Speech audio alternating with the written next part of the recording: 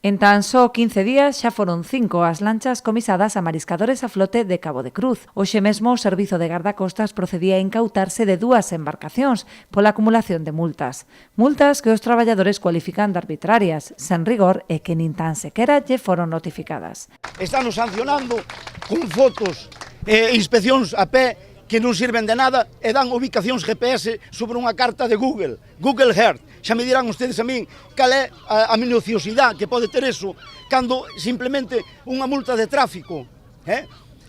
Ten que haber un radar calibrado e homologado. Aquí fánolo con teléfonos móviles e o señor instructor de Ribeira e de Coruña dalle igual, dalle para diante a todas esas sancións sin deixarnos nin siquiera posibilidade de recurso. Cando intentamos recurrir esas multas, hai un silencio administrativo total. As multas vanse acumulando e nós ao non poder defendernos o que fan é aumentar a cuantía. O sistema de sancións da Consellería do Mar é o sistema máis injusto que existe, porque cada 2 multas en firme multiplícase e con 9 multas métenos ao mellor 30.000 euros. 30.000 euros para unha familia de traballadores como a nós é imposible leválas adiante. E agora veñen e levanos os barcos.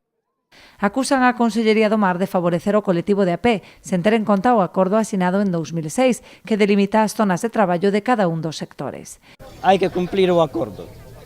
Cumplindo o acordo, dan esa orden e xa se acabaron os problemas. É así de fácil.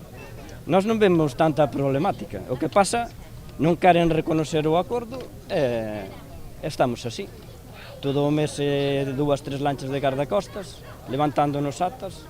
A min levantáronme 4. Con algunhas que teño de antes xa me levan o barco tamén. A todos nos van levar o barco? Vanos levar o barco a todos. E iso é un capricho dunha persona ou de 2. Na protesta desenvolvida esta mañá vivíronse momentos de gran tensión, especialmente cando os efectivos de gardacostas procederon ao traslado das embarcacións comisadas. Din os mariscadores que non serán as últimas, posto que xa pesa unha orde de incautación sobre máis dunha vintena de barcos.